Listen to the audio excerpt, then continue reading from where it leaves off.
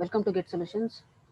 So in this session, we are going to solve the illustration 10. So it is asked in the year June 2017, section C. So it is asked on the basis of capital rationing method ಮೇಲೆ ಕೇಳಿದ್ದಾರೆ. Okay, so previous session ಅಲ್ಲಿ ನಾವು capital rationing base ಮೇಲೆ ನಾವು ಮಾಡಿದ್ವಿ problem. So it is also similar to that problem only. See, I am going to show how to rank the project. The IRR will be given in this problem, and also how to allocate the budget, that is a capital expenditure, when it is when the project is assumed as a divisible projects and when the project is assumed as a indivisible project. So ಇದರಲ್ಲಿ clear ಆಗಿ ನೋಡ್ಕೊಳ್ಳಿ. First of all, you have to see the problem now.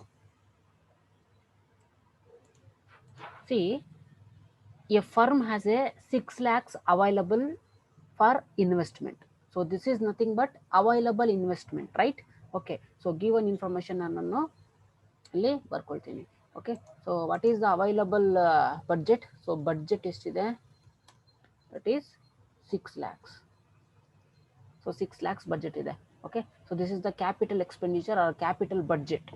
Next, the investment opportunities available are as follows. Okay, so total ಎಷ್ಟು proposals ಇದೆ? Total 10 proposals ಇದೆ. 10 ಪ್ರಪೋಸಲ್ಸ್ಗೂ each ಪ್ರಪೋಸಲ್ಸ್ಗೆ ಎಷ್ಟು investment ಮಾಡಬೇಕಂತ ಕೊಟ್ಟಿದ್ದಾರೆ?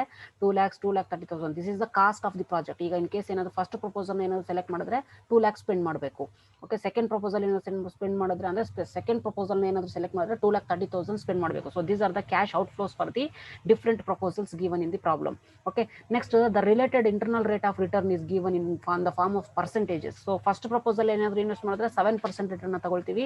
ಅದೇ ತರ ಫೋರ್ತ್ ಪ್ರಪೋಸಲ್ 23%, ಅದೇ ತರ ಫಿಫ್ತ್ ಪ್ರಪೋಸಲ್ 19%. ಸೊ ಈ ತರ ಪರ್ಸೆಂಟೇಜಸ್ ಅಲ್ಲಿ ಕೊಟ್ಟಿದ್ದಾರೆ. Okay, see the firm cost of capital is 10%. So present value factor ಎಷ್ಟಿದೆ ಅಂತ ಹೇಳ್ಬಿಟ್ಟು ಹೇಳ್ತಿದ್ದಾರೆ. It is 10%. First given information ಏನಿದೆ ಅದನ್ನು ಬರ್ಕೊಳ್ಳಿ. Then you have to utilize the given information in problem if it is necessary. If else you can ignore, no issue. Okay, so present value factor ಎಷ್ಟು ಕೊಟ್ಟಿದ್ದಾರೆ? 10% ಕೊಟ್ಟಿದ್ದಾರೆ. The firm cost of capital. Next, select the best proposal among 10 proposals. So 10 proposals ನಾವು select ಮಾಡ್ಕೋಬೇಕಂತ ಹೇಳಿದ್ರೆ ಯಾವ್ದು base ಮೇಲೆ select ಮಾಡ್ಕೋಬೇಕು? That is based on the internal rate of return base ಮೇಲೆ ಸೆಲೆಕ್ಟ್ ಮಾಡಿ ಅಂತ ಹೇಳ್ಬಿಟ್ಟು ಹೇಳ್ತಿದ್ದಾರೆ. Okay, so let's solve the problem. Selection of investment opportunities. Okay, based on capital rationing method. So ಇಲ್ಲಿ ಬೇಕಾದ್ರೆ ನೀವು ಹೆಡ್ಡಿಂಗ್ ಕೊಡಬಹುದು. Okay, so determination of invest or proposals ಅಂತ ಕೊಡಿ. Proposals based on capital rationing. Based on capital rationing. Okay, so let's solve the problem. So ನೋಡೋಣ ಈಗ. So ಇಲ್ಲಿ different ಪ್ರಪೋಸಲ್ಸ್ನ ಕೊಟ್ಟಿದ್ದಾರಲ್ವಾ. So take down heading as proposals. So ಎಷ್ಟು ಪ್ರಪೋಸಲ್ಸ್ನ ಕೊಟ್ಟಿದ್ದಾರೆ? ಟೋಟಲ್ 10 ಪ್ರಪೋಸಲ್ಸ್ನ ಕೊಟ್ಟಿದ್ದಾರೆ. Okay, so totally we are going to consider 10 proposals. So ಪ್ರಪೋಸಲ್ಸ್ನ ಕನ್ಸಿಡರ್ ಮಾಡಿದ್ದಾಗಿದೆ. ನೆಕ್ಸ್ಟ್ ಏನು ಕೊಟ್ಟಿದ್ದಾರೆ ಪ್ರಾಬ್ಲಮ್ ಅಲ್ಲಿ? That is cost of projects. So same as it is ನಾನು ಏನಿದೆಯೋ ಅದನ್ನು ಬರ್ಕೊಳ್ತಿದ್ದೀನಿ. Cost of project. So first year ಎಷ್ಟು ಕೊಟ್ಟಿದ್ದಾರೆ? That is 6 lakhs.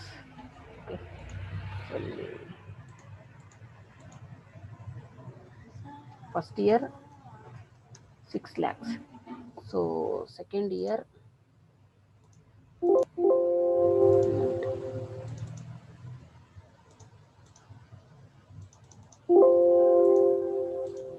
So first year 6 lakhs, second year 2,30,000, third year 2 lakhs, next 2 lakhs, next again 1,20,000, next 1,50,000, next 90,000, next 3 lakhs, next 3,60,000, next finally 5 lakhs. Okay, so these are the initial outflow of the different projects. Okay, so different projects the initial outflow ಕೊಟ್ಟಿದ್ದಾರೆ. Next, internal rate of return in the form of percentages. Okay, so first 7% ಕೊಟ್ಟಿದ್ದಾರೆ, next 8%, next 9, next 23, next 19, next 17, next 16, next 13, next 12 and 11. Okay, so these are the different internal rate of returns are given in this problem. Okay, so ಇಲ್ಲಿ proposals ನ select ಮಾಡಬೇಕು ಅಂತ ಹೇಳ್ಬಿಟ್ಟು ಕೊಟ್ಟಿದ್ದಾರೆ, but how we are going to select in the sense that is based on the internal rate of return. So under capital rationing method, if you consider the internal rate of return, first we have to make the ranking for this internal rate of return. ಅಂದ್ರೆ general ಆಗಿ ನಾವು internal rate of return ಯಾವ್ದ್ರ base ಮೇಲೆ rank ಮಾಡ್ತೀವಿ? So ಯಾವ ಒಂದು proposal ಅಥವಾ ಯಾವ ಒಂದು ಪ್ರಾಜೆಕ್ಟ್ ಬಂದ್ಬಿಟ್ಟು ಹೈಯರ್ ರೇಟ್ ಆಫ್ ರಿಟರ್ನ್ ಕೊಡುತ್ತೋ ಅದ್ರ ಬೇಸ್ ಮೇಲೆ ನಾವು ರ್ಯಾಂಕಿಂಗ್ ನ ಮಾಡ್ತೀವಿ ಅಲ್ವಾ. So just give a ranking for these projects. So first ಯಾವುದಕ್ಕೆ ಕೊಡಬೇಕು? ಸಿ ಫಸ್ಟ್ ಅಂದ್ರೆ 23% ರಿಟರ್ನ್ ಇದೆ project 4, that is proposal 4. So ಅದಕ್ಕೆ ಫಸ್ಟ್ ರ್ಯಾಂಕ್ ಕೊಡ್ತಿದ್ದೀವಿ. ನೆಕ್ಸ್ಟ್ 23 ಲಾಸ್ಟ್ ಮ್ಯಾಕ್ಸಿಮಮ್ಮು, ನೆಕ್ಸ್ಟ್ 22 ಇಲ್ಲ, ನೆಕ್ಸ್ಟ್ 21 ಇಲ್ಲ, ನೆಕ್ಸ್ಟ್ 20 ಇಲ್ಲ, next 19, so second 19, next 18, so 18 ಇಲ್ಲ, next 17, so this is the third ranking. Next 17 ಆದಮೇಲೆ 16 is the fourth rank, next 15 ಇಲ್ಲ, next 14 ಇಲ್ಲ, next 13, so 5th rank, next 12 ಬಂದ್ಬಿಟ್ಟು 6th rank, next 11 ಬಂದ್ಬಿಟ್ಟು 7th rank, and 10 ಇಲ್ಲ, 9 ಬಂದ್ಬಿಟ್ಟು 8th rank, and 8 ಬಂದ್ಬಿಟ್ಟು 9th rank, and 7 ಬಂದ್ಬಿಟ್ಟು 10th rank. Okay, so ಈಗ ರ್ಯಾಂಕಿಂಗ್ನ ನಾವು ಕೊಟ್ಟಿದ್ದೀವಿ. ಸೊ ಫಸ್ಟ್ ಕರೆಕ್ಟಾಗಿ ನೋಡ್ಕೋಬೇಕು ಈ ಥರ ಡಿಫ್ರೆಂಟ್ ಪ್ರಪೋಸಲ್ಸ್ನ ಕೊಟ್ಟಾಗ. ಸೊ ಕನ್ಫ್ಯೂಷನ್ದಲ್ಲಿ ರ್ಯಾಂಕಿಂಗ್ನ ನೀವು ರಾಂಗ್ ಮಾಡಬಾರ್ದು. ಓಕೆ, ಸೊ ರಾಂಗ್ ಮಾಡಿದ್ರೆ ಡಿಸಿಷನ್ಸ್ ಕರೆಕ್ಟಾಗಿ ಬರೋದಿಲ್ಲ. So just you have to see the problem perfectly. Okay, easy ಇದೆ ಅಂತ ಹೇಳ್ಬಿಟ್ಟು ನೀವು ಜನರಲ್ ಆಗಿ ಅದನ್ನು ಕರೆಕ್ಟಾಗಿ ನೋಡ್ದಿರಾ ಮಾಡಬೇಡಿ, ಆಯಿತಾ. ಸೊ ಏನಿದೆ, ಯಾವ ರ್ಯಾಂಕಿಂಗ್ ಬೇಸ್ ಮೇಲೆ ಮಾಡಬೇಕು, IRRಗೆ ಯಾವ ಥರ ಮಾಡಬೇಕು, NPVಗೆ ಯಾವ ಥರ ಮಾಡಬೇಕು, ಪ್ರಾಫಿಟಬಿಲಿಟಿ ಇಂಡೆಕ್ಸ್ಗೆ ಯಾವ ಥರ ಮಾಡಬೇಕು, ಪೇ ಬ್ಯಾಕ್ ಪೀರಿಯಡ್ಗೆ ಯಾವ ಥರ ಮಾಡಬೇಕು, ಸೊ ಅದನ್ನೆಲ್ಲ ನೀವು ನೋಡ್ಕೋಬೇಕು. Okay, so the ranking, so ranking ಆಗಿದೆ. ಈಗ ನಾವು ಏನು ಮಾಡ್ಬೇಕಂತ ಹೇಳಿದ್ರೆ, based on this ranking we have to select the investment package. Okay, so ಈಗ ನಾವು ನೋಡೋಣ. ಸೊ ಇಲ್ಲಿ ಫಸ್ಟ್ ಬಂದ್ಬಿಟ್ಟು ಸೆಲೆಕ್ಷನ್ ಆಫ್ ಪ್ರಾಜೆಕ್ಟ್. ಸೊ ಪ್ರಾಜೆಕ್ಟ್ಸ್ನ ನಾವು ಮೆನ್ಷನ್ ಮಾಡೋಣ. ಸೊ ಪ್ರಾಜೆಕ್ಟ್, ಸೊ ಯಾವ ಪ್ರಾಜೆಕ್ಟ್ನ ನಾನು ಸೆಲೆಕ್ಟ್ ಮಾಡ್ತಿದ್ದೀನಿ ಅಂತ. ಸೊ ನೆಕ್ಸ್ಟ್ ಬಂದ್ಬಿಟ್ಟು ಏನು ಕೊಡೋಣ ಅಂತ ಹೇಳಿದ್ರೆ, ರ್ಯಾಂಕಿಂಗ್ ಅಂತ ಮೆನ್ಷನ್ ಮಾಡ್ಕೊತೀನಿ, ಯಾಕಂದರೆ ನನಗೆ ಬೇಕಲ್ವಾ, ಇನ್ನೂ ಈಸಿಯಾಗಿ ಅರ್ಥ ಆಗುತ್ತೆ. ಓಕೆ, ಸೊ ರ್ಯಾಂಕ್ ಯಾವುದು ಅಂತ ಹೇಳ್ಬಿಟ್ಟು ಮೆನ್ಷನ್ ಮಾಡೋಣ. ನೆಕ್ಸ್ಟ್ ಬಂದ್ಬಿಟ್ಟು ಏನು ಕೊಡೋಣ ಅಂತ ಹೇಳಿದ್ರೆ, so outflow required, that is required outflow ಅಂತ ಹೇಳ್ಬಿಟ್ಟು ನಾನು ಮೆನ್ಷನ್ ಮಾಡ್ತೀನಿ. ಅಂದರೆ ಪ್ರಾಜೆಕ್ಟ್ಗೆ ಎಷ್ಟು ಔಟ್ಫ್ಲೋ ಬೇಕಾಗುತ್ತೆ ಅಂತ ಹೇಳ್ಬಿಟ್ಟು ನಾನು ಮೆನ್ಷನ್ ಮಾಡ್ಕೊಳ್ತಿದ್ದೀನಿ. ಓಕೆ, ಸೊ ನಿಮಗೆ ಯಾವ ಥರ ಕನ್ವೀನಿಯಂಟ್, ಯಾವ ಥರ ಅರ್ಥ ಆಗುತ್ತೋ ಈಸಿಗೆ ಆ ಥರ ಮಾಡ್ಕೋಬೋದು. ಇದೇ ಥರ ಫಾರ್ಮೆಟ್ ಏನು ಅಂತ ಮೆನ್ಷನ್ ಮಾಡಿಲ್ಲ. ಓಕೆ, ಸೊ ಪ್ರಾಜೆಕ್ಟು, ರ್ಯಾಂಕು ಮತ್ತು ರಿಕ್ವೈರ್ಡ್ ಔಟ್ಫ್ಲೋ, ಮತ್ತೆ ಏನು ಬರ್ಕೊಳ್ತಿದ್ದೀನಿ ಅಂತ ಹೇಳಿದ್ರೆ ಅಲೋಕೇಟೆಡ್ ಬಡ್ಜೆಟ್ ಅಂತ ಹೇಳ್ಬಿಟ್ಟು ನಾನು ಬರ್ಕೊಳ್ತೀನಿ. ಓಕೆ, ಸೊ ನೆಕ್ಸ್ಟ್ ಬಂದ್ಬಿಟ್ಟು allocated budget. So allocated budget ಅಂತ ಹೇಳ್ಬಿಟ್ಟು ನಾನು ಇಲ್ಲಿ ಕೊಡ್ತಿದ್ದೀನಿ. ನೆಕ್ಸ್ಟ್ ಬಂದ್ಬಿಟ್ಟು ಇಲ್ಲಿ ರಿಮೈನಿಂಗ್ ಬಡ್ಜೆಟ್ ಅಂತ ಹೇಳ್ಬಿಟ್ಟು ನಾನು ಇಲ್ಲಿ ತಗೊಳ್ತೀನಿ. ಓಕೆ, ಸೊ ರಿಮೈನಿಂಗ್ ಬಡ್ಜೆಟ್ ಅಂತ ಹೇಳ್ಬಿಟ್ಟು ನಾನು ಇಲ್ಲಿ ತಗೊಳ್ತೀನಿ. ಓಕೆ, ಸೊ ಈಗ based on rank based on internal rate of return ನಾವು ರ್ಯಾಂಕಿಂಗ್ನ ಮಾಡಿದ್ದೀವಿ. ಸೊ ಫಸ್ಟ್ ರ್ಯಾಂಕ್ ಯಾವುದಿದೆ, that is project 4, that is 4th proposal ಅಲ್ವಾ. ಸೊ 4th ಪ್ರಪೋಸಲ್ನ ನಾನು ಫಸ್ಟ್ ಸೆಲೆಕ್ಟ್ ಮಾಡ್ಕೋಬೇಕು. ಸೊ ಪ್ರಾಜೆಕ್ಟ್ 4ನ ನಾನು ಸೆಲೆಕ್ಟ್ ಮಾಡ್ತಿದ್ದೀನಿ because it has the first rank. So first rank ಆಗಿರೋದ್ರಿಂದ ನಾನು 4th ಪ್ರಪೋಸಲ್ನ ಸೆಲೆಕ್ಟ್ ಮಾಡ್ತಿದ್ದೀನಿ. ಓಕೆ, ಸೊ ರಿಕ್ವೈರ್ಡ್ ಔಟ್ಫ್ಲೋ ಎಷ್ಟು ಬೇಕಾಗುತ್ತೆ ಈ 4th ಪ್ರಪೋಸಲ್ಗೆ, ದಟ್ ಈಸ್ 2 lakhs ಅಲ್ವಾ. ಸೊ 2 lakhs ಬೇಕಾಗುತ್ತೆ. ಓಕೆ, ಸೊ ಈಗ ಅಲೋಕೇಟೆಡ್ ಬಡ್ಜೆಟ್. ಸೊ ಇಲ್ಲಿ ಅಲೋಕೇಟೆಡ್ ಬಡ್ಜೆಟ್ ಅಂತ ಹೇಳಿದ್ರೆ ನಮ್ಮ ಹತ್ರ ಈಗ ಎಷ್ಟಿದೆ, what is the minimum available capital budget, that is 6 lakhs, right. So we have to allocate, that is ಈಗ ಹೆಡ್ಡಿಂಗ್ ಏನು ತಗೋಬಹುದು ಅಂತ ಹೇಳಿದ್ರೆ, ಹೆಡ್ಡಿಂಗ್ ಏನು ತಗೋಬಹುದು ಅಂತ ಹೇಳಿದ್ರೆ, that is selection of proposals based on capital expenditure ಅಂತ ಹೇಳ್ಬಿಟ್ಟು ನಾನು ಇಲ್ಲಿ ಹೆಡ್ಡಿಂಗ್ನ ಕೊಡ್ತಿದ್ದೀನಿ. ನಿಮಗೆ ಯಾವ ಥರ ಈಸಿ ಅನ್ಸುತ್ತೋ ಆ ಥರ ಕೊಟ್ಕೋಬೋದು, ಇದೇ ಥರ ಅಂತ ಏನೂ ಇಲ್ಲ. ಓಕೆ, ಸೊ ಕ್ಯಾಪಿಟಲ್ ಎಕ್ಸ್ಪೆಂಡಿಚರ್ ಅಂತ ನಾನು ಕೊಟ್ಕೊಂಡಿದ್ದೀನಿ. ಸೊ ಎಷ್ಟಿದೆ ನನ್ನ ಹತ್ರ, ಟೋಟಲ್ 6 lakh ಇದೆ. ಸೊ ಈ 6 lakhಲ್ಲಿ ನಾನು ಅಲೋಕೇಟ್ ಮಾಡಬೇಕಲ್ವಾ. ಸೊ ನಾವು ಪ್ರಾಜೆಕ್ಟ್ 4ನ ನಾನು ಸೆಲೆಕ್ಟ್ ಮಾಡ್ತಿದ್ದೀನಿ because it has the first rank in the proposal, right. So first rank ಅನ್ನೋದಕ್ಕೆ ನಾನು ಪ್ರಾಜೆಕ್ಟ್ 4ನ ಸೆಲೆಕ್ಟ್ ಮಾಡ್ಕೊಂಡಿದ್ದೀನಿ. ಸೊ ಎಷ್ಟು ರಿಕ್ವೈರ್ಡ್ ಕ್ಯಾಶ್ ಔಟ್ ಬೇಕು, ಇನ್ ಕೇಸ್ ಪ್ರಾಜೆಕ್ಟ್ 4ನ ಸೆಲೆಕ್ಟ್ ಮಾಡ್ಕೊಂಬಂದ್ರೆ 2 lakhs ನಾನು ಸ್ಪೆಂಡ್ ಮಾಡಬೇಕು. ಓಕೆ, ಸೊ ಈಗ 6 lakh ಅಲ್ಲಿ 2 lakhs ಬಂದ್ಬಿಟ್ಟು ಪ್ರಾಜೆಕ್ಟ್ 4ಗೆ ನಾನು ಕೊಟ್ಟಿದ್ದೀನಿ. ಇನ್ನು ರಿಮೈನಿಂಗ್ ಎಷ್ಟು ಬೇಕು, ಎಷ್ಟಿರುತ್ತೆ ಅಂದರೆ ಎಷ್ಟು ಅಲೋಕೇಟ್ ಮಾಡ್ತಿದ್ದೀನಿ ಆ ಪ್ರಾಜೆಕ್ಟ್ಗೆ. ಸೊ ರಿಮೈನಿಂಗ್ ಮತ್ತೆ ತಗೊಳ್ಳೋಣ. ಸೊ ಫಸ್ಟು ಈ required cash out flow for 4th project ಎಷ್ಟು ಬೇಕು, 2 lakhsನ ನಾವು ಅಲೋಕೇಟ್ ಮಾಡಲೇಬೇಕು ಅಲ್ವಾ. ಸೊ 2 lakhs, ಈ 6 lakhs ಅಲ್ಲಿ 2 lakhs ಕೊಟ್ಟಾದ್ಮೇಲೆ ಇನ್ನು ರಿಮೈನಿಂಗ್ ಎಷ್ಟಿರುತ್ತೆ ನಮ್ಮ ಹತ್ರ, ದಟ್ ಈಸ್ 4 lakhs ಅಮೌಂಟ್ ಇರುತ್ತೆ. ಆಯ್ತಾ. ಸೊ ನೆಕ್ಸ್ಟ್ ಈ 4 lakhs, ಸೊ 4 lakhs ಬಂದ್ಬಿಟ್ಟು ನೆಕ್ಸ್ಟ್ ಪ್ರಾಜೆಕ್ಟ್ಸ್ಗೆ ಇನ್ವೆಸ್ಟ್ಮೆಂಟ್ ಮಾಡಬೇಕು. ಸೊ ಈಗ ನೆಕ್ಸ್ಟ್ ಸೆಕೆಂಡ್ ರ್ಯಾಂಕ್ ಯಾವುದಿದೆ, that is ultimately 5th project ಅಲ್ವಾ. ಸೊ ಸೆಕೆಂಡ್ ರ್ಯಾಂಕ್ ಬಂದು 5th ಪ್ರಾಜೆಕ್ಟ್ ಇದೆ. ಸೊ ಈಗ ನಾನು 5th ಪ್ರಾಜೆಕ್ಟ್ನ ಸೆಲೆಕ್ಟ್ ಮಾಡ್ತಿದ್ದೀನಿ. ಓಕೆ, ಸೊ 5th ಪ್ರಾಜೆಕ್ಟ್ನ ಸೆಲೆಕ್ಟ್ ಮಾಡ್ಕೊಂಡಿದ್ದ ಆದಮೇಲೆ see the rank of that project. So second rank ಇರೋದಕ್ಕೆ ನಾನು ಅದನ್ನು ಸೆಲೆಕ್ಟ್ ಮಾಡ್ಕೊಳ್ತಿದ್ದೀನಿ. Okay, so rank of the project is second. So required cash outflow ಎಷ್ಟು ಬೇಕು ಸೆಕೆಂಡ್ ಪ್ರಾಜೆಕ್ಟ್ಗೆ, 1,20,000 ಅಲ್ವಾ. ಸೊ 1,20,000 ನಾನು ಅಲೋಕೇಟ್ ಮಾಡಲೇಬೇಕು. ಓಕೆ, ಸೊ 1,20,000 ಅಲೋಕೇಶನ್ ಮಾಡಿದ್ದಾಗಿದೆ. ಸೊ ಈಗ 1,20,000 ರಿಕ್ವೈರ್ಡ್ ಕ್ಯಾಶ್ ಫ್ಲೋ ಅಂಡ್ 1,20,000 ನಾವು ಅಲೋಕೇಟ್ ಮಾಡಲೇಬೇಕು. ಓಕೆ, ಸೊ ನಾವು ಈಗ 4 lakhs ಅಲ್ಲಿ 1,20,000 ಏನಾದರೂ ನಾವು ಕೊಟ್ಟ ಆದಮೇಲೆ, ಅಂದರೆ 4 lakhs ಅಲ್ಲಿ 1,20,000 ಪ್ರಾಜೆಕ್ಟ್ 5th ಪ್ರಪೋಸಲ್ಗೆ ಕೊಟ್ಟಾದ್ಮೇಲೆ ಇನ್ನು ರಿಮೈನಿಂಗ್ ನಮ್ಮ ಹತ್ರ ಎಷ್ಟಿರುತ್ತೆ, ದಟ್ ಈಸ್ 2,80,000 rupees ಅಮೌಂಟ್ ಇರುತ್ತೆ. ಓಕೆ, ಸೊ ಈ 2,80,000 ಇಂದ ನೆಕ್ಸ್ಟ್ ಪ್ರಾಜೆಕ್ಟ್ನ ಸೆಲೆಕ್ಟ್ ಮಾಡ್ಕೋಬೇಕು. So what is the third ranked project, that is 6th project, right. So ಈಗ ನೋಡಿ ಥರ್ಡ್ ಪ್ರಾಜೆಕ್ಟ್ನ ನಾನು ಥರ್ಡ್ ರ್ಯಾಂಕ್ಡ್ ಪ್ರಾಜೆಕ್ಟ್ನ ಸೆಲೆಕ್ಟ್ ಮಾಡ್ಕೊಳ್ತಿದ್ದೀನಿ. ಸೊ ಥರ್ಡ್ ರ್ಯಾಂಕ್ ಯಾವ ಪ್ರಾಜೆಕ್ಟ್ಗೆ ಬಂದಿದೆ, that is project 6 or proposal 6. So ಅದಕ್ಕೆ ಪ್ರಪೋಸಲ್ 6ನ ನಾನು ಸೆಲೆಕ್ಟ್ ಮಾಡ್ತಿದ್ದೀನಿ. ಓಕೆ, ಸೊ 6th ಪ್ರಪೋಸಲ್ನ ನಾನು ಸೆಲೆಕ್ಟ್ ಮಾಡ್ಕೊಳ್ತಿದ್ದೀನಿ. ಯಾಕಂತ ಹೇಳಿದ್ರೆ ಅದು ಥರ್ಡ್ ರ್ಯಾಂಕ್ ಬಂದಿದೆ ಅಲ್ವಾ. ಸೊ ಇಲ್ಲಿ ರ್ಯಾಂಕ್ ನಂಬರ್ನ ನಾವು ಸ್ಪೆಸಿಫೈ ಮಾಡಬೇಕು. ಸೊ ಥರ್ಡ್ ರ್ಯಾಂಕ್ ಅಂತ ಹೇಳ್ಬಿಟ್ಟು.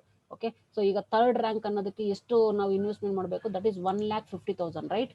ಸೊ ಇಲ್ಲಿ ರಿಕ್ವೈರ್ಡ್ ಕ್ಯಾಶ್ ಔಟ್ಫ್ಲೋ ಎಷ್ಟು ಬೇಕು, 1,50,000. ನಾವು ಅಷ್ಟೇ ಅಮೌಂಟ್ನ ಆ ಪ್ರಾಜೆಕ್ಟ್ಗೆ ಕೊಡಬೇಕಲ್ವಾ. ಸೊ ಅಲೋಕೇಟೆಡ್ ಬಡ್ಜೆಟ್ ಎಷ್ಟು, 1,50,000.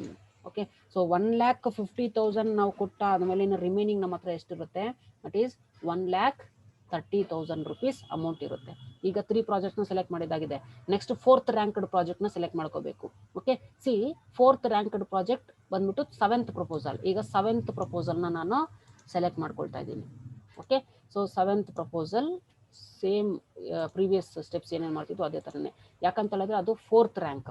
ಸೊ 4th ರ್ಯಾಂಕ್ಡ್ ಪ್ರಾಜೆಕ್ಟಿಗೆ ಎಷ್ಟು ಅಮೌಂಟ್ ರಿಕ್ವೈರ್ಮೆಂಟ್ ಇದೆ, that is 90,000 is the initial cash outflow for the 4th project. ಈಗ 90,000 ನಾವು ಅಲೋಕೇಟ್ ಮಾಡಲೇಬೇಕು ಅಲ್ವಾ.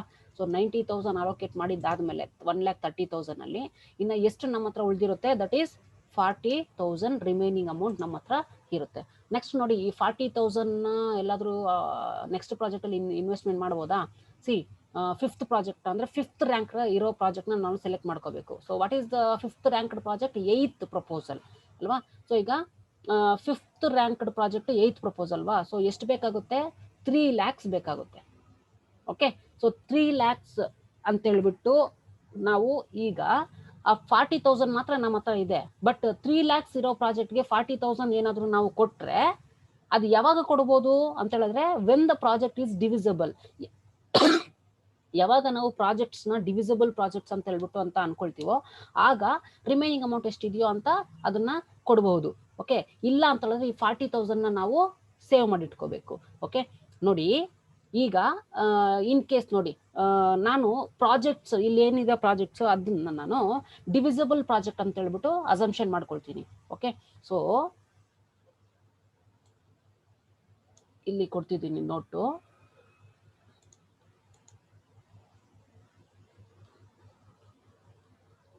when projects are divisible, ಯಾವಾಗ ಪ್ರಾಜೆಕ್ಟ್ಸ್ ಡಿವಿಸಿಬಲ್ ಅಂತ ಹೇಳ್ಬಿಟ್ಟು ಅಸಂಪ್ಷನ್ ಮಾಡ್ಕೊಳ್ತೀನೋ ಆಗ ನಾನು ಈ 8th ಪ್ರಪೋಸಲ್ನ ಸೆಲೆಕ್ಟ್ ಮಾಡ್ಕೋಬಹುದು. ಯಾಕಂತ ಹೇಳಿದ್ರೆ 5th ರ್ಯಾಂಕ್ ಇದೆ ಅಲ್ವಾ. ಸೊ ಇಲ್ಲಿ ನೋಡಿ, ಯಾವಾಗ ಪ್ರಾಜೆಕ್ಟ್ನ ನಾನು ಡಿವಿಸಿಬಲ್ ಅಂತ ಹೇಳ್ಬಿಟ್ಟು ಅಸಂಪ್ಷನ್ ಮಾಡ್ಕೊಳ್ತೀನಿ ಆಗ 8th ಪ್ರಾಜೆಕ್ಟ್ನ ಸೆಲೆಕ್ಟ್ ಮಾಡ್ಕೋಬಹುದು ನಾನು. ಯಾಕಂತ ಹೇಳಿದ್ರೆ ಅದು 5th ರ್ಯಾಂಕಲ್ಲಿ ಇದೆ. ಓಕೆ ನೋಡಿ, ಯಾಕಂತ ಹೇಳಿದ್ರೆ ಅದು 5th ರ್ಯಾಂಕಲ್ಲಿ ಇದೆ. So 5th rank. ಸೊ ಈಗ 5th ರ್ಯಾಂಕ್ ಪ್ರಾಜೆಕ್ಟ್ಗೆ ಎಷ್ಟು ನಾವು ಕೊಡಬೇಕು? 3 lakhs rupees ಕೊಡಬೇಕು. Okay, but how much we are allocating, ಎಷ್ಟು ಅಲೋಕೇಟ್ ಮಾಡ್ತಿದ್ದೀವಿ ನಾವು? 40,000 ಮಾತ್ರ ಅಲ್ವಾ? ಸೊ 40,000 ಯಾಕಂದ್ರೆ ಇರೋದೇ ಅಷ್ಟು ನಮ್ಮ ಹತ್ರ ಅಲ್ವಾ? ಸೊ ಈಗ 40,000 ಮಾತ್ರ ನಾವು ಅಲೋಕೇಟ್ ಏನಾದರೂ ಮಾಡಿದ್ರೆ, ಬಟ್ ಬೇಕಾಗಿರೋದು ಎಷ್ಟು ಬೇಕಾಗುತ್ತೆ ನಮಗೆ? 3 lakhs ಬೇಕಾಗುತ್ತೆ. ಸೊ 3 lakhs ಅಲ್ಲಿ ನಾವು 40,000 ಕೊಟ್ಟಿದ್ದೀವಿ ಅಂತ ಹೇಳಿದ್ರೆ, ಇನ್ನು ರಿಮೈನಿಂಗ್ ಅಮೌಂಟ್ ಎಷ್ಟು ಕೊಡಬೇಕು? ದಟ್ ಈಸ್ 2,60,000 rupees ಕೊಡಬೇಕು. ಅದು minus value. Okay, so divisible project ಆದಾಗ ಮಾತ್ರ ನಾವು ಈ ತರ ರಿಮೈನಿಂಗ್ ಅಮೌಂಟ್ನ ಪ್ರಾಜೆಕ್ಟ್ ಎಷ್ಟೇ ಬೇಕಾಗಿದ್ರೇನೋ ಅದರಲ್ಲಿ ಪಾರ್ಷಿಯಲ್ ಆಗಿ ಕೊಡಬಹುದು. So when project are indivisible, okay, so ಅದನ್ನು ಹೇಳ್ಕೊಡ್ತೀನಿ ನೋಡಿ. ಇದು ಡಿವಿಸಿಬಲ್ ಆದಾಗ ಈ ತರ ಡಿಸ್ಟ್ರಿಬ್ಯೂಟ್ ಮಾಡ್ಕೋಬಹುದು. ಇಲ್ಲ ಅಂತ ಹೇಳಿದ್ರೆ ನೋಡಿ, when projects are treated as indivisible, when projects are treated as indivisible, ಆಗ ಏನ್ ಮಾಡಬೇಕು ಅಂತ ಹೇಳಿದ್ರೆ, ಸಿ ದ ನೋಟ್ ಏನಂತ ಹೇಳಿದ್ರೆ, ದ ರಿಮೈನಿಂಗ್ 40,000 ಮಿಕ್ಕಿದೆ ಅಲ್ವಾ? ಸೊ ರಿಮೈನಿಂಗ್ 40,000 ನಾವು ಸೇವ್ ಮಾಡ್ಕೋಬೇಕು. ಪ್ರಾಜೆಕ್ಟ್ಸ್ ಇಂಡಿವಿಸಿಬಲ್ ಆದಾಗ, ಡಿವೈಡ್ ಮಾಡೋದಕ್ಕೆ ಸಾಧ್ಯವಿಲ್ಲದೆ ಇದ್ದಾಗ. Okay, so when projects are treated as indivisible projects, then the remaining amount rupees, ಎಷ್ಟು ರಿಮೈನಿಂಗ್ ಇದೆ? rupees 40,000 ಅಲ್ವಾ? Remaining 40,000 should be saved in our account, or we have to invest in other proposals. Which has the same outflow ಅಂತ ಹೇಳ್ಬಿಟ್ಟು ನೀವು note ಕೊಡಬಹುದು. So ಏನಿದು note ಅಂತ ಹೇಳಿದ್ರೆ, ಸಿ ಯಾವಾಗ ನಾವು ಪ್ರಾಜೆಕ್ಟ್ಸ್ನ ಇಂಡಿವಿಸಿಬಲ್ ಅಂತ ಟ್ರೀಟ್ ಮಾಡ್ತೀವೋ, ಅಂದ್ರೆ ಡಿವೈಡ್ ಮಾಡೋದಕ್ಕೆ ಆಗೋದಿಲ್ಲ ಅಂತ ಹೇಳ್ಬಿಟ್ಟು ಟ್ರೀಟ್ ಮಾಡ್ತೀವೋ, ಆಗ ಈ ರಿಮೈನಿಂಗ್ ಅಮೌಂಟ್ನ ನಾವು ಆ ಪ್ರಾಜೆಕ್ಟ್ಸ್ಗೆ ಕೊಡೋಕ್ಕಾಗೋದಿಲ್ಲ.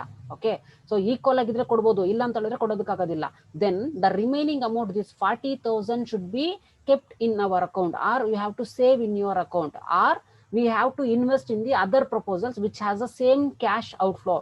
ಸೊ ಬೇರೆ ಇನ್ವೆಸ್ಟ್ಮೆಂಟ್ ಅಲ್ಲಿ ಬೇಕಾದ್ರೆ ಇನ್ವೆಸ್ಟ್ಮೆಂಟ್ ಮಾಡ್ಬೋದು, ಬಟ್ 40,000 ಈಕ್ವಲ್ ಆಗಿರಬೇಕು, ಕ್ಯಾಶ್ ಔಟ್ಫ್ಲೋ ಈಕ್ವಲ್ ಆಗಿರಬೇಕು, ನಮ್ಮ ಹತ್ರ ರಿಮೈನಿಂಗ್ ಅಮೌಂಟು ಅದಕ್ಕೆ ರಿಲೇಟೆಡ್ ಆಗಿ ಈಕ್ವಲ್ ಆಗಿ ಇರಬೇಕು. ಆಗ ಮಾತ್ರ ಇನ್ವೆಸ್ಟ್ ಮಾಡೋದಕ್ಕೆ ಸಾಧ್ಯ. ಇಲ್ಲ ಅಂತ ಹೇಳಿದ್ರೆ ಅಕೌಂಟ್ ಅಲ್ಲಿ ಸೇವ್ ಮಾಡ್ಕೋಬಹುದು ಅಂತ ಹೇಳ್ಬಿಟ್ಟು ನೀವು ಕೊಡಬಹುದು.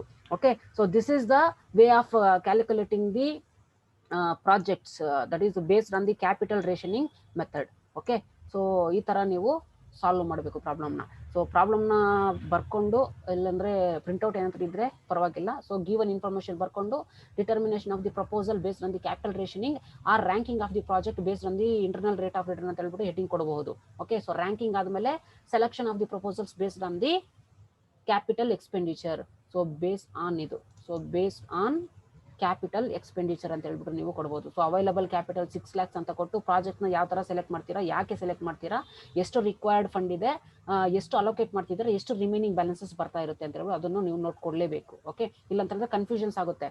ಓಕೆ, ಸೊ ಪ್ರಾಜೆಕ್ಟ್ಸ್ ಈ ತರ ಕ್ಯಾಪಿಟಲ್ ರೇಷನಿಂಗ್ ಅಲ್ಲಿ ಏನಾದರೂ ಪ್ರಾಬ್ಲಮ್ಸ್ ಕೊಟ್ಟರೆ ನೀವು ಎರಡರಲ್ಲೂ ಮಾಡಿಡಿ. ಒಂದು ಡಿವಿಸಿಬಲ್ ಪ್ರಾಜೆಕ್ಟ್ ಅಂತ ಅಸಂಪ್ಷನ್ ಮಾಡ್ಕೊಂಡು ಪ್ರಾಜೆಕ್ಟ್ನ ಸೆಲೆಕ್ಟ್ ಮಾಡಿ ರಿಮೈನಿಂಗ್ ಅಮೌಂಟ್ನ ಅಲೋಕೇಟ್ ಮಾಡಿ, ಇಂಡಿವಿಜುವಲ್ ಪ್ರಾಜೆಕ್ಟ್ ಅಂತ ಹೇಳ್ಬಿಟ್ಟು ನೀವು ಟ್ರೀಟ್ ಮಾಡಿಕೊಂಡು ರಿಮೈನಿಂಗ್ ಅಮೌಂಟ್ನ ಸೇವ್ ಮಾಡೋದಾದ್ರಾಗಲಿ ಬೇರೆದ್ರಲ್ಲಿ ಇನ್ವೆಸ್ಟ್ಮೆಂಟ್ ಮಾಡಬಹುದು ಅಂತ ಹೇಳ್ಬಿಟ್ಟು ಒಂದು ನೋಟ್ ಕೊಟ್ಟಿರಿ. Okay, so this is the way of calculating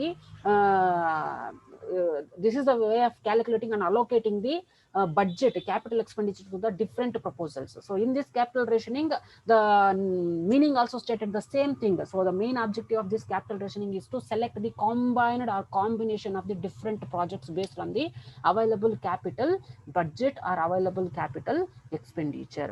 So ಈಗ ಇಂಟರ್ನಲ್ ರೇಟ್ ಆಫ್ ರಿಟರ್ನ್ ನಾನು ಇಲ್ಲಿ ಸಾಲ್ವ್ ಮಾಡ್ಕೊಟ್ಟಿದ್ದೀನಿ. ಸೊ ನೆಕ್ಸ್ಟ್ ಬಂದ್ಬಿಟ್ಟು ಸೇಮ್ ಇದೇ ತರ ಪ್ರಾಬ್ಲಮ್ ಇದೆ, you only do that. Okay, so ಈ ಕ್ವೆಶನ್ ಯಾವಾಗ ಕೇಳಿದಾರೆ ಅಂತ ಹೇಳಿದ್ರೆ June 2018. So 8th problem. So ಯಾವಾಗ ಕೇಳಿದಾರೆ ಅಂತ ಹೇಳಿದ್ರೆ 1 minute. So this is the illustration 12. So ನಿಮಗೆ ಪ್ರಾಬ್ಲಮ್ ಕೊಟ್ಟಿದ್ದೀನಲ್ವ, ಅದರಲ್ಲಿ 12th problem. So asked in the year June 2018ನಲ್ಲಿ ಸೆಕ್ಷನ್ ಸಿಗೆ ಕೇಳಿದ್ದಾರೆ. Okay, so just do the problem, that's it. So ನೋಡಿ ಸೇಮ್ ಇದೆ ಇಲ್ಲಿ, percentage of present value factor ಕೊಟ್ಟಿರೋದು ಕನ್ಫ್ಯೂಸ್ ಮಾಡೋದಕ್ಕಷ್ಟೇ. Okay, so don't get confusion with these present value factors. So different proposals ಕೊಟ್ಟಿದ್ದಾರೆ. Cost of the project, ಎಷ್ಟು investment ಮಾಡಬೇಕು ಆ ಪ್ರಾಜೆಕ್ಟ್ನ select ಮಾಡಿದ್ರೆ ಅಂತ ಕೊಟ್ಟಿದ್ದಾರೆ. ಸೊ ಅವೈಲಬಲ್ ಕ್ಯಾಪಿಟಲ್ ಫಂಡ್ ಎಷ್ಟಿದೆ, 10 lakhs ಅವೈಲಬಲ್ ಅಂತ ಹೇಳ್ಬಿಟ್ಟು ಕೊಟ್ಟಿದ್ದಾರೆ. ಸೊ ಇದ್ರ ಬೇಸ್ ಮೇಲೆ ನಾವು ಪ್ರಾಜೆಕ್ಟ್ನ ಸೆಲೆಕ್ಟ್ ಮಾಡ್ಕೋಬೇಕು. But see the constraints and factors. See pay back period ಕೊಟ್ಟಿದ್ದಾರೆ, ಅಕೌಂಟಿಂಗ್ ರೇಟ್ ಆಫ್ ರಿಟರ್ನ್ ಕೊಟ್ಟಿದ್ದಾರೆ, ಪ್ರಾಫಿಟಬಿಲಿಟಿ ಇಂಡೆಕ್ಸ್ ಕೊಟ್ಟಿದ್ದಾರೆ, ಇಂಟರ್ನಲ್ ರೇಟ್ ಆಫ್ ರಿಟರ್ನ್ ಕೊಟ್ಟಿದ್ದಾರೆ. ಓಕೆ, ಸೊ ಸೇಮ್ ಇದೇ ತರನೇ ಮಾಡಿ. ಸೊ ಫಸ್ಟ್ ಪ್ರಪೋಸಲ್ಸ್ ಮತ್ತೆ ಕಾಸ್ಟ್ ಆಫ್ ಪ್ರಾಜೆಕ್ಟ್ ನ ಬರ್ಕೊಂಡಿದ್ದಾದ್ಮೇಲೆ ಮತ್ತೆ ಪೇ ಬ್ಯಾಕ್ ಪೀರಿಯಡ್ ನು ಬರ್ಕೊಂಡ್ಬಿಡಿ. ಬರ್ಕೊಂಡಿದ್ದಾದ್ಮೇಲೆ next rank based on the pay back period.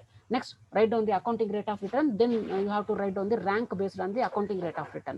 Next, profitability index ಬರ್ಕೊಳ್ಳಿ. Next, rank ಕೊಡಿ. Next, IRR ಬರ್ಕೊಳ್ಳಿ. ಮತ್ತೆ rank ಕೊಡಿ. But you have to see ಯಾವ ತರ ಯಾವ್ದ್ರ ಬೇಸ್ ಮೇಲೆ ನಾವು ರ್ಯಾಂಕ್ ಮಾಡ್ತೀವಿ ಅಂತ. ಫಾರ್ ಎಕ್ಸಾಂಪಲ್, ಈಗ ಪೇ ಬ್ಯಾಕ್ ಪೀರಿಯಡ್ ಅಂತ ಏನಾದ್ರು ಇದ್ರೆ ಲೀಸ್ಟ್ ಇಯರ್ ಅಂದ್ರೆ ಕಡಿಮೆ ಇಯರ್ ಅಲ್ಲಿ ಯಾವ್ದು ರಿಕವರ್ ಆಗುತ್ತೋ ಅದಕ್ಕೆ ಫಸ್ಟ್ ರ್ಯಾಂಕ್ ಬರುತ್ತೆ.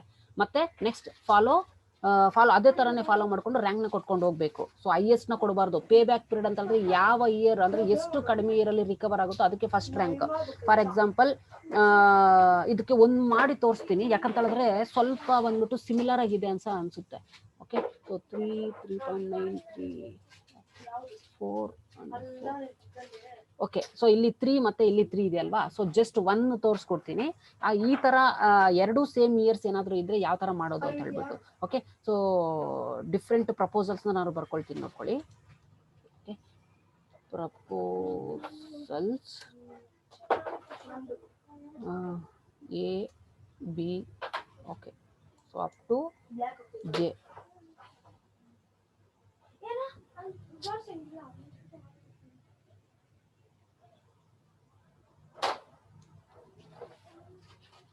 A, B, C, D, E, F, G, H, I, J. So totally A to J ಇಷ್ಟು ಪ್ರಪೋಸಲ್ಸ್ ನಮ್ಮ ಹತ್ರ ಇದೆ. Okay, so next cost of project. So cost of projects first ಬಂದ್ಬಿಟ್ಟು 4 lakhs. Next 4,60,000. Next 4 lakhs. Next 4 lakhs. Next 2,40,000. Next 1,50,000. Next 1,20,000. Next 1,40,000. Next 1,60,000. Next last 4 lakhs ಅಂದ್ಬಿಟ್ಟು ಕೊಟ್ಟಿದ್ದಾರೆ. Okay, so ಈಗ cost of project ಆಯಿತು. Okay, so cost of project ಆದಮೇಲೆ next ಏನು ಕೊಟ್ಟಿದ್ದಾರೆ, pay back period. So pay back period ಬಂತು ಯಾವುದ್ರಲ್ಲಿ ಕೊಟ್ಟಿದ್ದಾರೆ ಅಂತ ಹೇಳಿದ್ರೆ ಇಯರ್ಸ್ ಅಲ್ಲಿ ಕೊಟ್ಟಿದ್ದಾರೆ. ಸೊ ಜಸ್ಟ್ ಕ್ಯಾಲ್ಕುಲೇಷನ್ಗಳಲ್ಲಿ ಅದನ್ನು ಬರ್ಕೊಳ್ಳೋದಷ್ಟೇ, ಇನ್ಫಾರ್ಮೇಷನ್ ಏನಿದೆಯೋ ಅದು. ಓಕೆ, ಇಲ್ಲಿ 4.3 years. Next 4 years. Next 5 years. Next 6, 3, 3.4, 4, 3.9, 3, 3.5. Okay, so ಈಗ ಪೇ ಬ್ಯಾಕ್ ಪೀರಿಯಡ್ಸ್ನ ನಾವು ಇಲ್ಲಿ ಕೊಟ್ಟಿದ್ದೀವಿ. ಓಕೆ, ಸೊ ಪೇ ಬ್ಯಾಕ್ ಪೀರಿಯಡ್ನ ಕಂಪ್ಲೀಟ್ ಆಗಿ ನಾವು ಮೆನ್ಷನ್ ಮಾಡ್ಕೊಂಡಿದ್ದಾದ್ಮೇಲೆ ಫಸ್ಟ್ ರ್ಯಾಂಕ್ ಅಂತ ಹೇಳ್ಬಿಟ್ಟು ನಾವು ಕೊಟ್ಕೊಳ್ಳೋಣ. ಯಾಕಂದ್ರೆ ಒಂದೇ ಸರಿ 1 by 1 ಮಾಡ್ಕೊಳ್ತಾ ಹೋಗೋಣ, ಇಲ್ಲಾಂದ್ರೆ ಕನ್ಫ್ಯೂಷನ್ಸ್ ಆಗೋಗುತ್ತೆ. ಓಕೆ, ಸೊ ಈಗ ಪೇ ಬ್ಯಾಕ್ ಪೀರಿಯಡ್ 4.34 ಈ ತರ ಕೊಟ್ಟಿದ್ದಾರೆ. ನೆಕ್ಸ್ಟ್ ರ್ಯಾಂಕ್ನ ತಗೊಳ್ತೀವಿ. ಓಕೆ, ನೆಕ್ಸ್ಟ್ ನೀವು ಇದೇ ತರನೇ ಮಾಡ್ಕೊಳ್ಳಿ. Next accounting rate of return ಪಕ್ಕದಲ್ಲೇ ಮಾಡ್ಕೊಳ್ಳಿ, ಮತ್ತೆ ರ್ಯಾಂಕ್ ಕೊಟ್ಕೊಳ್ಳಿ, ಮತ್ತೆ ಪ್ರಾಫಿಟಬಿಲಿಟಿ ಇಂಡೆಕ್ಸ್, ಮತ್ತೆ ರ್ಯಾಂಕ್ ಕೊಟ್ಕೊಳ್ಳಿ, ಮತ್ತೆ IRR, ಮತ್ತೆ ರ್ಯಾಂಕ್ ಕೊಟ್ಕೊಳ್ಳಿ. ಓಕೆ, ಸೊ ನಾವು ಈಗ ರ್ಯಾಂಕಿಂಗ್ ಯಾವ್ದ್ರ ಬೇಸ್ ಮೇಲೆ ಕೊಡೋಣ ಅಂತ ಹೇಳ್ಬಿಟ್ಟು ನಾವು ನೋಡೋಣ. Okay, so first pay back period ಅಂತ ಹೇಳಿದ್ರೆ ಯಾವುದು ಕಡಿಮೆ ಇಯರ್ ಅಲ್ಲಿ ರಿಕವರ್ ಆಗುತ್ತೋ ಅದಕ್ಕೆ ಫಸ್ಟ್ ರ್ಯಾಂಕ್ ಬರಬೇಕು. ಅಂದ್ರೆ ಇಲ್ಲಿ ನಾವು ಯಾವ್ದು ಲೀಸ್ಟ್ ವ್ಯಾಲ್ಯೂ ಇರುತ್ತೋ ಅದನ್ನ ನೋಡ್ಕೋಬೇಕು ಫಸ್ಟ್. ಸಿ 1, 2 ಇಲ್ಲ, ನೆಕ್ಸ್ಟ್ 3 ಇದೆ. ಓಕೆ, ಸೊ ಈಗ ಇಲ್ಲೂ 3 ಇದೆ, ಇಲ್ಲೂ 3 ಇದೆ. ಓಕೆ, ಸೊ ಇಲ್ಲೂ 3 ಇದೆ, ಇಲ್ಲೂ 3 ಇದೆ. ಸಿ ಈಗ ಫಸ್ಟ್ ಇಂದಾನೆ ನಾವು ಕೊಟ್ಕೊಂಡು ಬರೋಣ. ಓಕೆ, ಯಾಕಂತ ಹೇಳಿದ್ರೆ ಸೀಕ್ವೆನ್ಷಿಯಲ್ ಆರ್ಡರ್ ಅಲ್ವಾ. ಫಸ್ಟ್ ಈ ಪ್ರಾಜೆಕ್ಟ್ ಆದ್ಮೇಲೆ ಈ ಐ ಪ್ರಾಜೆಕ್ಟ್ ಬರೋದು. isn't it right? Okay, so ಈ ಫಸ್ಟ್ ಪ್ರಾಜೆಕ್ಟ್ ಅದೇ ಇರೋದು. ಸೊ ಅದಕ್ಕೆ 1 ಅಂತ ಕೊಡೋಣ. ಸೊ ಇದಕ್ಕೂ ನಾವು 1 ಅಂತ ಅಂದ್ರೆ 2 ಅಂತ ಕೊಟ್ಟಿರೋಣ. ಓಕೆ, ಸೊ 1 ಅಂತಾನು ಕೊಡ್ಬೋದು, ಬಟ್ ನೋ ಇಶ್ಯೂ. ಇದಾದ್ಮೇಲೆ ಇದನ್ನೇ ನಾವು ಸೆಲೆಕ್ಟ್ ಮಾಡ್ಕೋಬೇಕು. ಓಕೆ, ಸೊ ಈಗ ರ್ಯಾಂಕ್ 1 ಅಂಡ್ ರ್ಯಾಂಕ್ 1, ಯಾಕಂತಂದ್ರೆ ಪೇ ಬ್ಯಾಕ್ ಪೀರಿಯಡ್ ಎರಡು ಒಂದೇ ಇಯರ್ ಅಲ್ಲಿ ರಿಕವರ್ ಆಗುತ್ತೆ. ಓಕೆ, ಸೊ 1, 2 ಅಂತ ಕೊಟ್ಕೋಬಹುದು.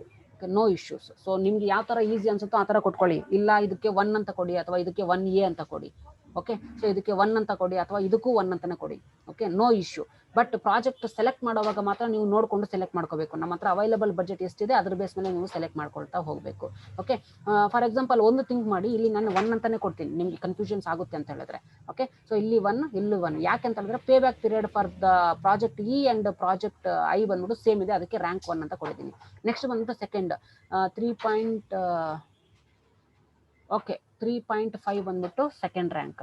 ನೆಕ್ಸ್ಟ್ 3.4 ಇದೆ ಅದಕ್ಕೂ ಮುಂಚೆ, so second rank 3.4. Next 3.5 is the third rank. Next 3.9 ಬಂದ್ಬಿಟ್ಟು ಫೋರ್ತ್ ರ್ಯಾಂಕ್. ಓಕೆ, ಸೊ 3.9 ಆಯಿತು. ನೆಕ್ಸ್ಟ್ 4, ಸೊ 4 ಇಲ್ಲೂ 4 ಇದೆ, ಇಲ್ಲೂ 4 ಇದೆ. ಸೊ ಫಸ್ಟ್ ಇದಕ್ಕೆ ಕೊಡೋಣ. ಸೊ ಈಗ 4th ರ್ಯಾಂಕ್ ಆಯಿತು. 5th ರ್ಯಾಂಕ್, ಸೊ ಇದಕ್ಕೂ 5th ರ್ಯಾಂಕ್ ಮತ್ತು ಇದಕ್ಕೂ 5th rank. Okay, so next 4 ಆದಮೇಲೆ ನೆಕ್ಸ್ಟ್ 4.3 ಇದೆ. Okay, so next 6th rank. Next 5 ಇದೆ. Next 7th rank. ನೆಕ್ಸ್ಟ್ 6 ಇದೆ. 8th rank. ಸೊ ಎಲ್ಲ ಕಂಪ್ಲೀಟ್ ರ್ಯಾಂಕಿಂಗ್ ಮಾಡಿದ್ದಾಗಿದೆ based on pay back period from the least value and minimum ವ್ಯಾಲ್ಯೂಯಿಂದ ನಾವು ರ್ಯಾಂಕಿಂಗ್ನ ಕೊಟ್ಕೊಂಡು ಬಂದಿದ್ದೀವಿ. ಓಕೆ, ಸೊ ಈ ಥರ, ಸೊ ಇನ್ ಕೇಸ್ ಏನಾದರೂ ಈ ಥರ ಸಿಮಿಲರ್ ಆಗಿ ಇಯರ್ಸು ಅಥವಾ NPV ಅಥವಾ IRR ಸೇಮ್ ಪರ್ಸೆಂಟೇಜಸ್ ಇದ್ದಾಗ ಯಾವ ಥರ ಪ್ರಪೋಸಲ್ಸ್ನ ಸೆಲೆಕ್ಟ್ ಮಾಡೋದು ಅಂತ ಹೇಳ್ಬಿಟ್ಟು ಹೇಳ್ತೀನಿ ನೋಡಿ. ಸೊ ಫಸ್ಟ್ ಏನು ಅಂತ ಹೇಳಿದ್ರೆ ಪ್ರಾಜೆಕ್ಟ್ನ ಸೆಲೆಕ್ಟ್ ಮಾಡ್ಕೋಬೇಕು. So what is the available capital ಎಷ್ಟಿದೆ,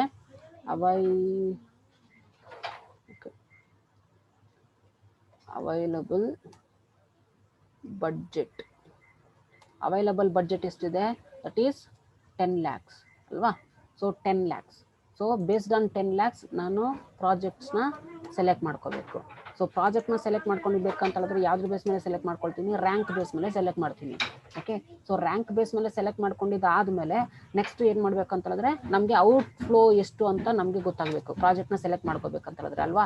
so because in order to allocate the budget based on the capital budget are available budget. So outflow ನಮಗೆ ಗೊತ್ತಾಗಿದ್ದಾದ್ಮೇಲೆ ನೆಕ್ಸ್ಟ್ ನಮಗೆ ಏನು ಬೇಕು ಅಂತ ಹೇಳಿದ್ರೆ ದಟ್ ಈಸ್ ಅಲೋಕೇಟೆಡ್ ಬಡ್ಜೆಟ್, ಎಷ್ಟು ಅಲೋಕೇಟ್ ಮಾಡ್ತಿದ್ದೀವಿ ಅಂತ. Okay, so allocated budget. So allocation ಮಾಡಿದ್ದಾದ್ಮೇಲೆ ನಮಗೆ ಏನು ಬೇಕು ಇನ್ಫಾರ್ಮೇಷನ್ ಅಂತ ಹೇಳಿದ್ರೆ ಇನ್ನು ರಿಮೈನಿಂಗ್ ಅಮೌಂಟ್ ಎಷ್ಟಿದೆ ಅಂತ ಹೇಳ್ಬಿಟ್ಟು ನಮಗೆ ಬೇಕಾಗುತ್ತೆ. ಓಕೆ, ಸೊ ರಿಮೈನಿಂಗ್ ಅಮೌಂಟ್ ಎಷ್ಟು ಅಂತ ಹೇಳ್ಬಿಟ್ಟು ನಮಗೆ ಗೊತ್ತಾಗಬೇಕು. ಸೊ ಈಗ ನೋಡಿ ಫಸ್ಟ್ ರ್ಯಾಂಕ್ ಯಾವ ಪ್ರಾಜೆಕ್ಟ್ಸ್ ಇದೆ. So project E first rank and project I ಬಂದ್ಬಿಟ್ಟು ಅದು ಫಸ್ಟ್ ರ್ಯಾಂಕ್ ಇದೆ. ಓಕೆ, ಸೊ ಈಗ ಟೋಟಲ್ 10 lakhs ಇದೆ ಅಲ್ವಾ. ಸೊ ಫಸ್ಟ್ ನೀವು ಯಾವುದಾದ್ರೂ ಸೆಲೆಕ್ಟ್ ಮಾಡ್ಕೋಬಹುದು, ಇದಾದ್ರೂ ಸೆಲೆಕ್ಟ್ ಮಾಡ್ಕೋಬಹುದು, ಇದಾದ್ರೂ ಸೆಲೆಕ್ಟ್ ಮಾಡ್ಕೋಬಹುದು. ಓಕೆ, ಸೊ ಈಗ ಪ್ರಾಜೆಕ್ಟ್ ಇನ ಸೆಲೆಕ್ಟ್ ಮಾಡ್ಕೊಳ್ತೀನಿ ನಾನು. ಸೊ ಪ್ರಾಜೆಕ್ಟ್ ಇನ ಸೆಲೆಕ್ಟ್ ಮಾಡ್ಕೊಳ್ತಿದ್ದೀನಿ. ಸೊ ರ್ಯಾಂಕ್ ಯಾಕೆ ಅಂತ ಹೇಳಿದ್ರೆ ಅದು ಫಸ್ಟ್ ರ್ಯಾಂಕ್ ಬಂದಿದೆ. ಓಕೆ, ಸೊ ಔಟ್ ಫ್ಲೋ ಅಂದರೆ ಎಷ್ಟು ಬೇಕಾಗುತ್ತೆ ಫಸ್ಟ್ ಒಂದು ಇನ ಸೆಲೆಕ್ಟ್ ಮಾಡ್ಕೊಂಡ್ರೆ ದಟ್ ಈಸ್ 2,40,000 ಬೇಕಾಗುತ್ತೆ. ಸೊ 2,40,000 ಬೇಕಾಗುತ್ತೆ ಅಂತ ಹೇಳಿದ್ರೆ ನಾನು ಅಲೋಕೇಟ್ ಮಾಡಬೇಕಾಗಿರೋದು ಎಷ್ಟು, that is 2,40,000 only. Okay, so ಈಗ ಟೋಟಲ್ ನೋಡಿ, ಟೋಟಲ್ 10 lakhs ಅಲ್ಲಿ 2,40,000 ಅಲೋಕೇಟ್ ಮಾಡಿದ್ದಾದ್ಮೇಲೆ ನನ್ನ ಹತ್ರ ರಿಮೈನಿಂಗ್ ಅಮೌಂಟ್ ಎಷ್ಟಿರುತ್ತೆ, 7,60,000 ಅಮೌಂಟ್ ನನ್ನ ಹತ್ರ ಇರುತ್ತೆ. ಓಕೆ, ಸೊ ನೆಕ್ಸ್ಟ್ ಬಂದ್ಬಿಟ್ಟು ಯಾವ್ದನ್ನ ಸೆಲೆಕ್ಟ್ ಮಾಡ್ಕೋಬೇಕು, ಫಸ್ಟ್ ರ್ಯಾಂಕ್ ಇದೆ ಅಲ್ವಾ, ಅದೇ ಯಾಕಂದ್ರೆ ಪೇ ಬ್ಯಾಕ್ ಪೀರಿಯಡ್ ಸೇಮ್ ಇದೆ. ಸೊ ನೆಕ್ಸ್ಟ್ ಇದನ್ನ ಸೆಲೆಕ್ಟ್ ಮಾಡ್ಕೋಬೇಕು. ಓಕೆ, ಸೊ ಐನ ಸೆಲೆಕ್ಟ್ ಮಾಡ್ತಿದ್ದೀನಿ ಯಾಕಂದ್ರೆ ಅದು ಫಸ್ಟ್ ರ್ಯಾಂಕ್ ಬಂದಿದೆ, because the pay back period is the same. Okay, so ಈಗ ಔಟ್ ಫ್ಲೋ ಎಷ್ಟಿದೆ ಅಂದ್ರೆ ಆ ಪ್ರಾಜೆಕ್ಟ್ ಅನ್ನ ನಾನು ಸೆಲೆಕ್ಟ್ ಮಾಡ್ಕೋಬೇಕಂತ ಹೇಳಿದ್ರೆ ಎಷ್ಟು ಕೊಡಬೇಕು, that is 1,60,000 we have to spend on project I. So ಈಗ ಅಲೋಕೇಶನ್ ಎಷ್ಟು ಮಾಡಬೇಕು, ದಟ್ ಈಸ್ 1,60,000 ಅಲೋಕೇಶನ್ ಮಾಡಬೇಕು. ಓಕೆ, ಸೊ ಈಗ ಟೋಟಲ್ ನನ್ನ ಹತ್ರ ಎಷ್ಟಿದೆ, 7,60,000. 7,60,000 ಅಲ್ಲಿ ಎಷ್ಟು ಅಲೋಕೇಟ್ ಮಾಡಿದ್ದೀವಿ, ದಟ್ ಈಸ್ 1,60,000 ಅಲೋಕೇಟ್ ಮಾಡಿದ್ದಾದ್ಮೇಲೆ ರಿಮೈನಿಂಗ್ ಅಮೌಂಟ್ ಎಷ್ಟಿದೆ, 6 lakhs ಉಳಿದಿದೆ. Okay, so next second project ಅಂದರೆ ಸೆಕೆಂಡ್ ರ್ಯಾಂಕಿಂಗ್ ಪ್ರಾಜೆಕ್ಟ್ನ ಸೆಲೆಕ್ಟ್ ಮಾಡಬಹುದು. ಸೆಕೆಂಡ್ ರ್ಯಾಂಕ್ ಯಾವುದಿದೆ, ಸಿ ಪ್ರಾಜೆಕ್ಟ್ ಎಫ್ ಇದೆ. ಓಕೆ, ಸೊ ಪ್ರಾಜೆಕ್ಟ್ ಎಫ್ನ ನಾನು ಸೆಲೆಕ್ಟ್ ಮಾಡ್ತಿದ್ದೀನಿ, project F. Okay, so project ಎಫ್ನ ನಾನು ಸೆಲೆಕ್ಟ್ ಮಾಡ್ಕೋಬೇಕು ಯಾಕಂದರೆ ಅದು ಸೆಕೆಂಡ್ ರ್ಯಾಂಕಿಂಗ್ ಅಲ್ವಾ. So project F got second rank. ಎಷ್ಟು ಔಟ್ಫ್ಲೋ ಅಂತ ಹೇಳಿದ್ರೆ ಎಷ್ಟು ಇನಿಷಿಯಲ್ ಔಟ್ಫ್ಲೋ ಬೇಕು, that is 1,50,000 is the outflow. So ಎಷ್ಟು ಅಲೋಕೇಟ್ ಮಾಡಬೇಕು, 1,50,000 ಓನ್ಲಿ. ಸೊ ಸೊ ಈಗ ಟೋಟಲ್ 6 lakhs ಅಲ್ಲಿ ಎಷ್ಟು ಅಲೋಕೇಟ್ ಮಾಡ್ತಿದ್ದೀನಿ, 1,50,000 ಅಲೋಕೇಟ್ ಮಾಡ್ತಿದ್ದೀನಿ. ಸೊ ರಿಮೈನಿಂಗ್ ಅಮೌಂಟ್ ನನ್ನ ಹತ್ರ 4,50,000 ಉಳಿದಿರುತ್ತೆ. Okay, so next third rank ಇರೋದು ಪ್ರಾಜೆಕ್ಟ್ನ ಸೆಲೆಕ್ಟ್ ಮಾಡ್ಕೋಬೇಕು.